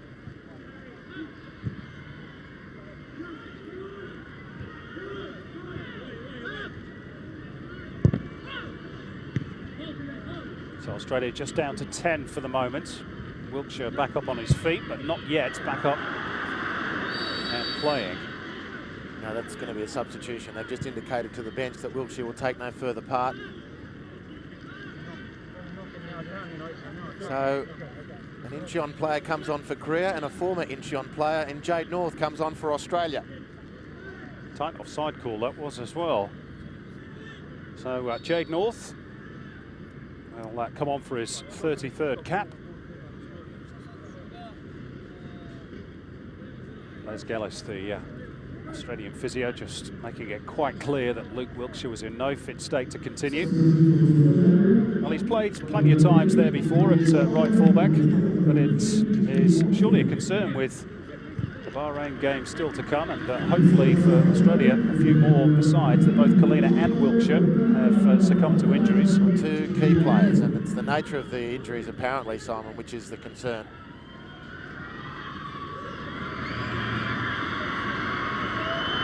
Substitutes. Yu Byung-soo trying to battle his way through. David Carney belts it up over halfway. Chested down by Cahill. Holman. Didn't look. First error for the evening. It's the type of error that's hurt Australia. No one a complete repeat offender.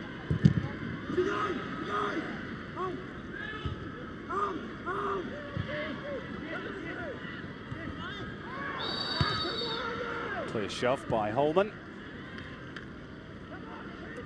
And the Korean captain. There's little doubt about that.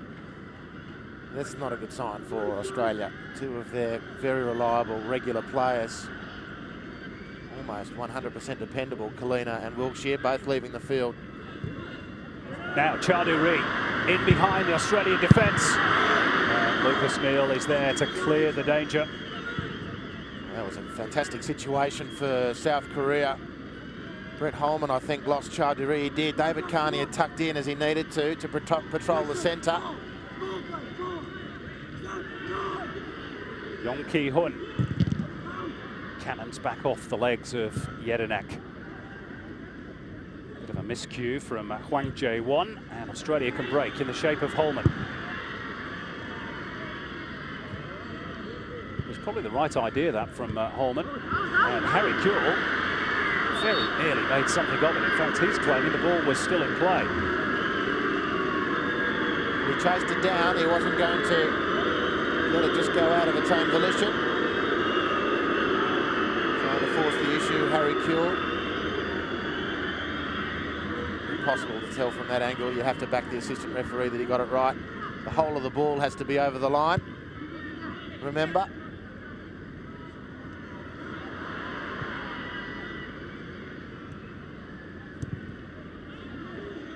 It's great to see Harry Kewell looking so fit and having such energy. He's been a real thorn in the side for the Koreans. They've marked him as tightly as they possibly can.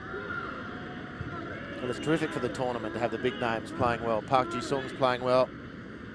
Tim Cahill scored 2 in the first game, I agree. Harry Kewell is looking fresh and mobile.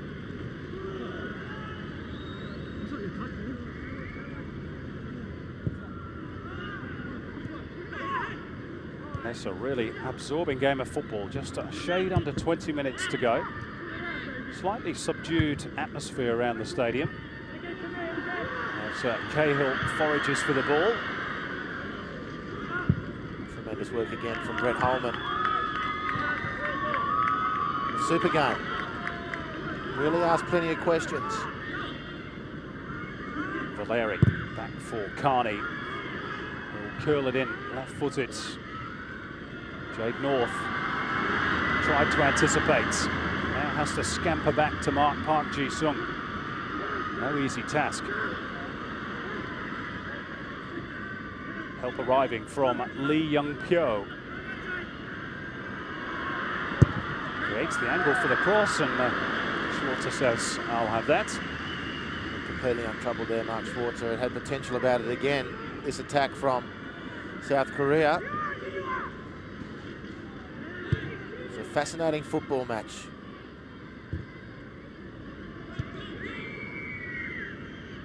Jade North. Oh, that's an error from the substitutes. Australia trying to scamper back. Park Ji-sung still on the ball. Still he goes. Goal kick in the end, but those can be costly mistakes. Indeed, Australia looking at their most vulnerable according to their own mistakes. And South Korea, as we know, are more than capable of making their own chances. It's not as if they need assistance from their opposing team.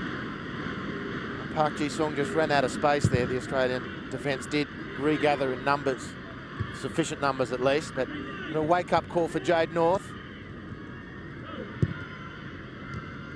The ball keeps finding its way to Australia's new right fullback.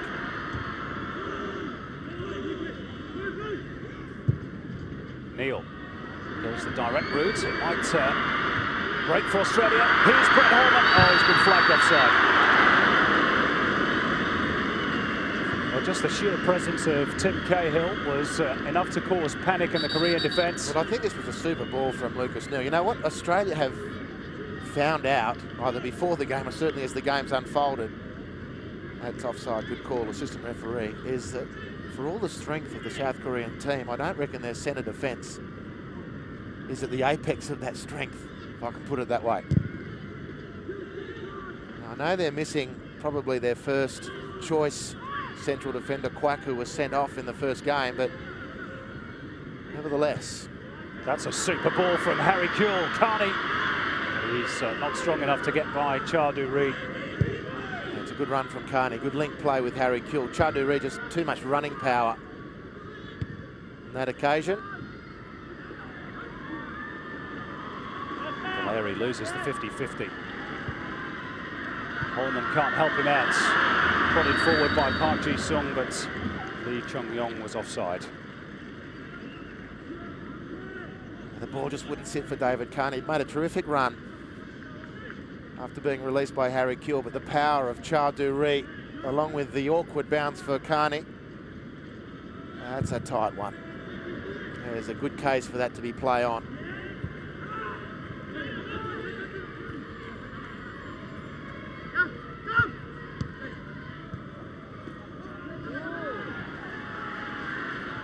Quarter of an hour to go in Doha. Australia 1, the Korean Republic 1.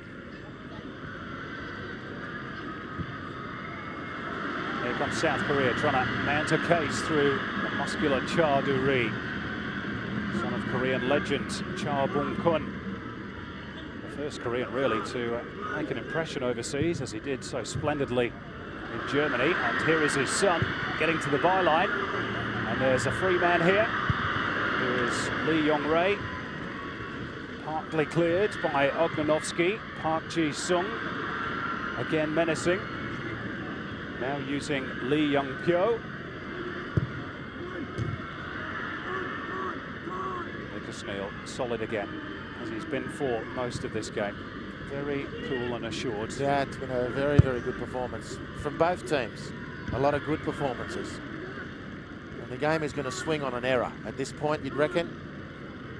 They've had 75, 76 minutes to work each other out.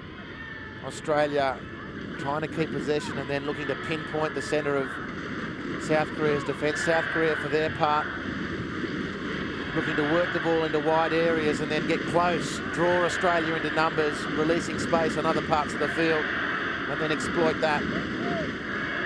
The 75 minutes of working each other out has resulted in a very fascinating stalemate, which I reckon is going to be broken by an error, one way or the other. Well, there's perhaps an error by the Korean defence. Over physical challenge on Tim Cahill. Official crowd's just been announced, by the way, 15,500. There's a lot of anticipation about this game, just walking around Doha the last few days. And people without a vested interest know just what a seismic impact this contest can have on the tournament.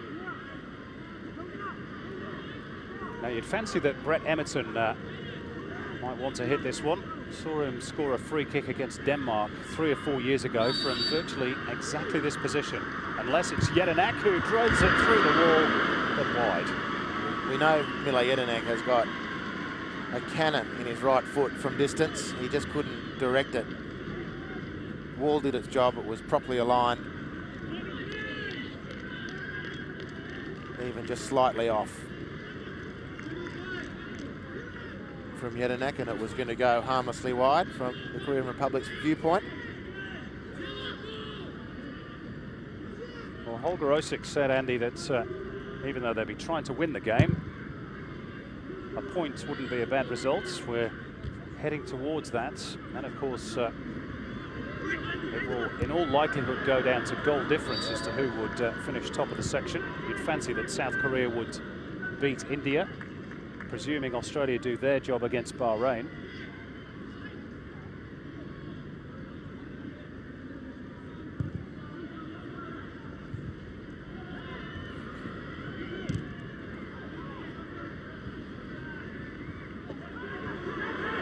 Kewell wins it for Australia.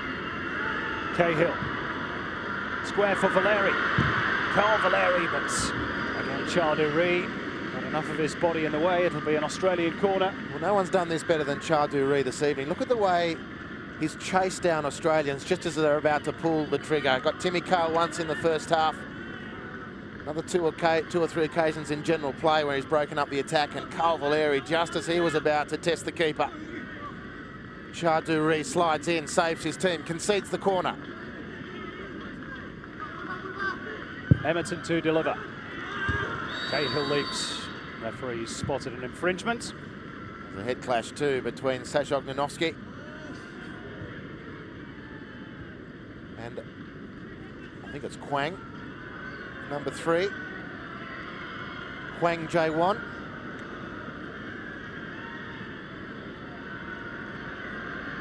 Oh, I think it was actually between teammates, Ognenovsky and Cahill. I'm not quite sure why Kwang was down getting attention, but he certainly was feeling a bit dusty after that exchange. And you're right, it was Cahill and Ognenovsky, teammate on teammate. He's a tough fella, Sasha Ognenovsky. Stuck pretty rigidly to that central position. Fascinating for the international audience, Simon, to know of Sasha Ognenovsky at 31 years of age. Up until 4 years ago, he was working on the building sites in Melbourne. And here he is, 2011, the Asian Player of the Year, captain of the club that's won the Asian Champions League. It's a fantastic story. Playing at an Asian Cup. Very nearly, of course, played for Macedonia. Their loss, perhaps, is Australia's game. This is Harry Kewell trying to tease his way past Chaudhuri. Kisung Young there for company as well. Well, there's another example of how Harry Kewell's been targeted tonight, not in a legal sense, but the moment he's on the ball and settled, Korean players swarm, and Chaudhuri physically had the better of Kewell as well as positionally. There's always another 1 or 2 willing teammates in red when Kewell's in possession. They know he's the danger man. Should have scored in the first half. Mexican wave going around Al Gharafa Stadium. Needs a new name, really. Doha Dance or something like that.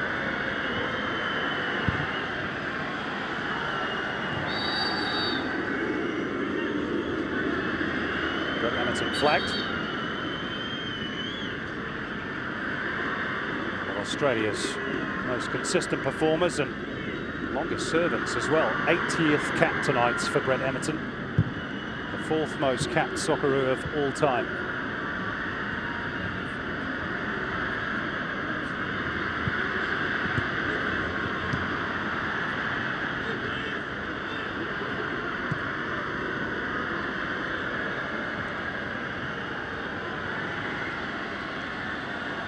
Park Ji-sung winning his 97th cap tonight.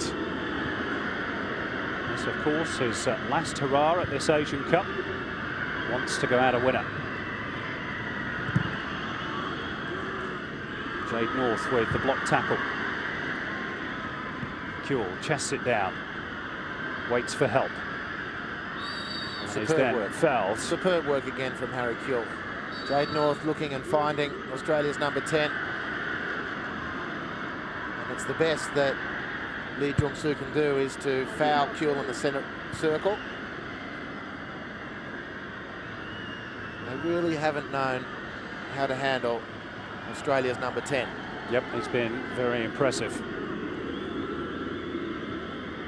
Just had that one clear-cut chance, didn't he, in the first half that he dragged wide.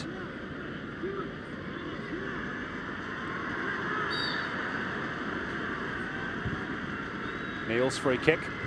Jedinak leaps and wins the header. Back with the Gençlerbirliği player.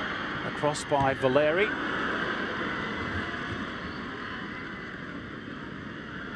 Now Korea will push forwards through Chaudhuri. Don't forget the ball though, Char. Look how strong he is though. I thought he got away with a high boot there, that last defensive play. And now South Korea swing into attack. Through Yoo Byung-soo. Park Ji-sung. Well defended Ognenovsky. Australia on the slingshot. Now the break on, 2 against 2 for a minute.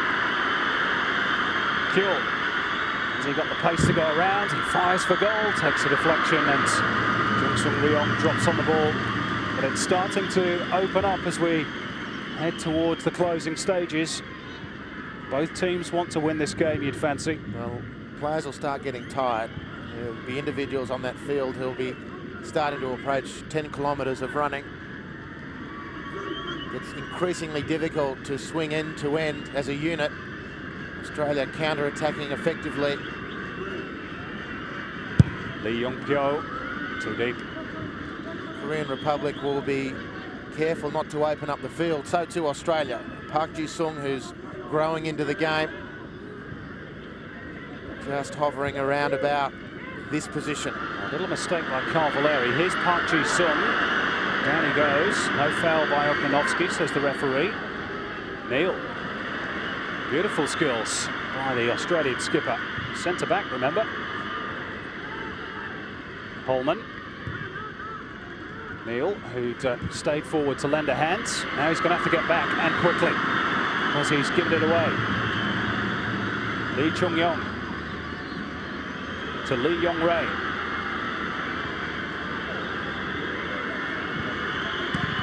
Oknanovsky sticks out of boot.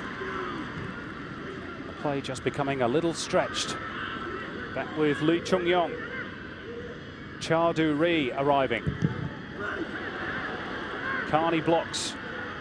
Cha Du-ri for a second time, and Jade North taking no chances. There's a lot of nervous people on the football field. And the game hangs in these crossing situations. Cha Du-ri measuring his last cross. This is Australia's equaliser. Kale causing trouble. Lucas Neal with the deft little lob. Mile Jedinak breaking his international drought. That's where the goal scoring to date has finished. There's about 5+ injury time left here in Al Gharafa. The game is on a precipice. And the Korean fans trying to do their bit for their team. In comes the corner. Jedinak wins it. Lee Chung-yong with a little sandwich back into the box. Oh, what a save by Schwarzer from Ki Sung-young. World-class goalkeeping. Still the danger not averted for Australia. Park Ji-sung. And Oknanovsky puts it out. But what a stop from Schwarzer. Just pure instinct.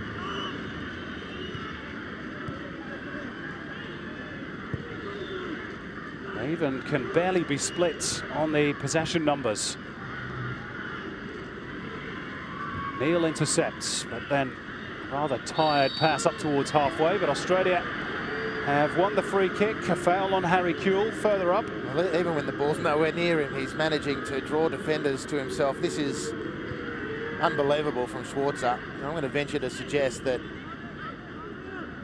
in this part of the goalkeeping art, Mark Schwarzer's as good as any. How many times have Australian teams and fans watched, turned and looked to see Schwarzer pull something out of the hat? Remarkable goalkeeping. It's going to be a late change for Australia. Matthew Mackay of A-League leaders Brisbane Roar. It's going to be thrown on, but not quite yet. Here's Valeri. Well, we've seen Mile Jedinak break his international duck tonight. Perhaps asking for Valeri to do so as well was asking a little too much. He's shaped up a couple of times, hasn't he, Carl Valeri? He's had a very good half since he's come on. Got into good positions, actually.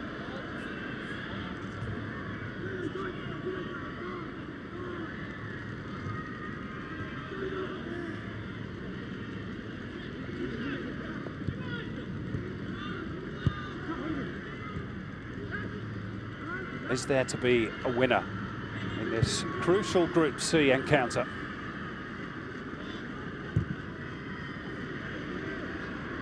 Or will the two pre-tournament favourites, along with Japan, end up all square? Holman waiting for Carney to arrive. Wasn't the greatest pass in all truth. Well read from Cha Du-ri. Here's the change now. Matt Mackay on. Brett Holman, the man to make way. And he's had a good night tonight, Brett Holman. Yeah, he's had a terrific game. A really, really terrific game. And this is a big moment for Matt Mackay. Born and raised in Brisbane. He's the captain of Brisbane's football club. He'll be hurting about what's going on in his home city with the devastating floods. His family and friends. He'll know plenty of people who are suffering. Special moment for Matt Mackay. Kewell turns it into the danger zone, chested down by Cahill, and Edmonton couldn't get over the top of the shots. knows a bit about the Koreans too. Matt Mackay had a very short stint with Incheon United some years ago in the K-League.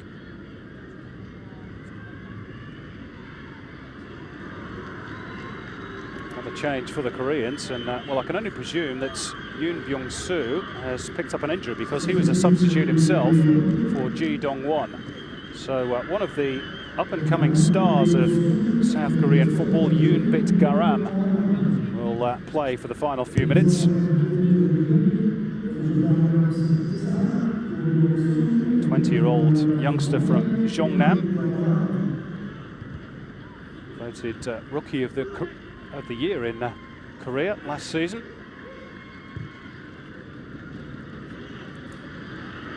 And we're almost into injury time at the end of a fascinating night in Doha.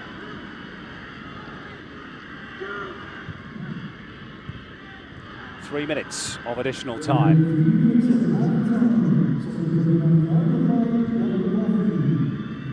This is Yong Ki-hun. The industrial whack towards the Australian box, and David Carney's taken a whack. He's in a bit of discomfort too, David Carney. It's been a mighty performance from Australia's left fullback. Got a dislocated shoulder or something he's popped here by the looks of things. He's had that injury before, David Carney. There, yeah. Ouch. Yeah, what a terrible blow. Oh dear. He's in agony. He has had shoulder surgery. He's had a terrific game tonight, David Carney. Dear oh dear. That's terrible. He had surgery on that shoulder a couple of years ago, and it is turning into a very bad night for Australia in terms of injuries. Heavy toll, heavy toll. You have to feel for a bloke. Recurring injuries are frustrating and painful enough, but when they're just putting the shoulder in now, oh dear. Oh dear. It's hard to watch that. You got to feel for a bloke. He's had a tremendous game tonight.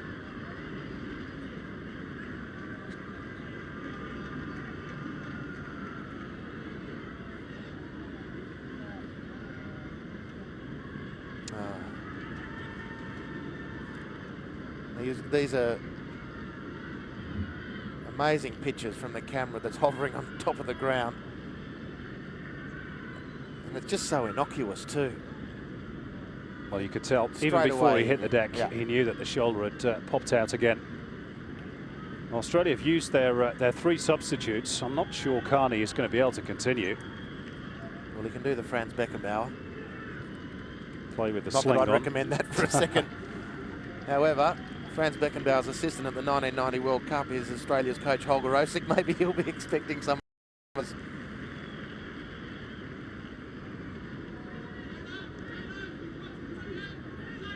It's devastating for Carney.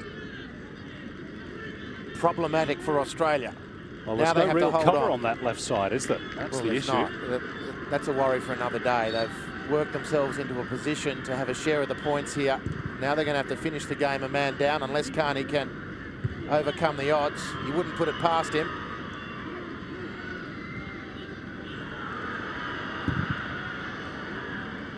Well, he's not waving the white flag, David Carney. I can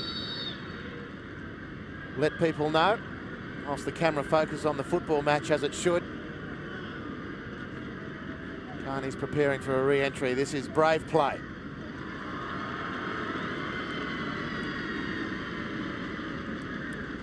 Well, there's only a couple of minutes to go as the arguments continue. Well, he's going to try and tough it out, David Carney. Well, you can only admire someone. He must be in enormous pain. Well, running and kicking the ball shouldn't be a problem, but any sort of physical challenge is going to be absolute agony. Tim Cahill, by the way, has picked up a yellow card for Australia. And here's Matt Mackay. I mean, you just wonder if in the closing stages, Simon, it's not worth Brett Emerton moving to left fullback or Jade North moving to left fullback. I agree. Keeping David Carney on the field for numeric reasons, but put him up forward. I agree. Let him do a job if he feels he's up to it, but don't put him in the danger zone. Especially with a guy as powerful as Char-Du-Ri bombing down your flank. Well, he's got a busted wing. It's amazing that his continuing for his team, and without sounding jingoistic, for his country as well. It's a brave performance, but Korea rightly are going to hit diagonal balls to left fullback. Anyone would do exactly the same thing. Well, we've played 4 minutes of injury time. There's a slight hold-up, of course, for Carney's injury. This may well be the last opportunity as Chowdhury swings it in. Jade North diverts it away from danger. Edmonton up towards halfway. Play on, says the referee. Park Ji-sung, the dying embers here at Al Gharafa. And that's going to be a goal kick. A relieving goal kick too. Australia know they're stretched. They know they've got one of their really good performers tonight, isolated and wounded at left fullback. It's a matter of watching the clock tick down now if you're a green and gold fan. And the Korean Republic will sense this dying opportunity to force the issue for 3 points. Well, it's all over. It ends all square. Goals from Koo Ja-chol in the first half for South Korea. And then Miller Jedinak with his first at international level just after the hour mark. Means that the two favourites in this group will share the spoils, but of more concern for Australia will be the 3 injuries they've picked up to Messrs Kalina, Wilkshire and, of course, Carney. A fascinating game, though, at Al Gharafa, but it's finished in deadlock. Australia 1, South Korea 1.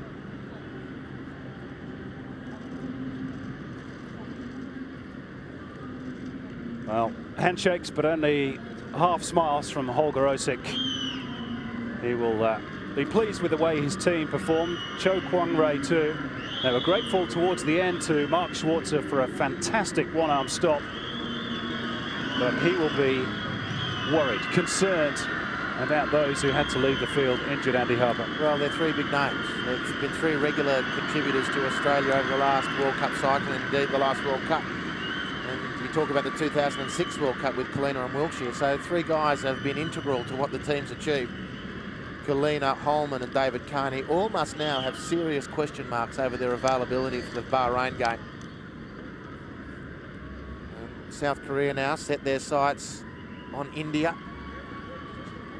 They'll be looking to rack up a number of goals there to win the 3 points and indeed edge Australia on goal difference for top position in the group. And Australia with a more tricky assignment, a very tricky assignment in Bahrain. Australia haven't had it easy against Bahrain in their experience since moving into the Asian Football Confederation.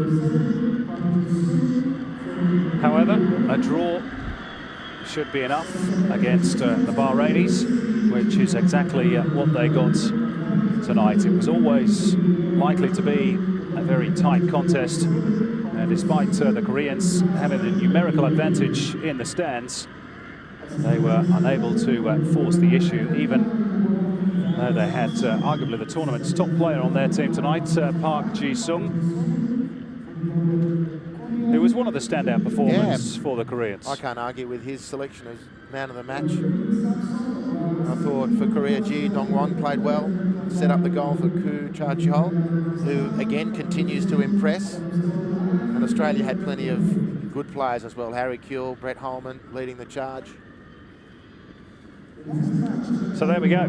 It ends all square at Al Gharafa. A draw, perhaps not a bad result for either side, who should both go through from Group C. Australia now just requiring a point from Bahrain, but a win will be needed to ensure topping the group for the Socceroos.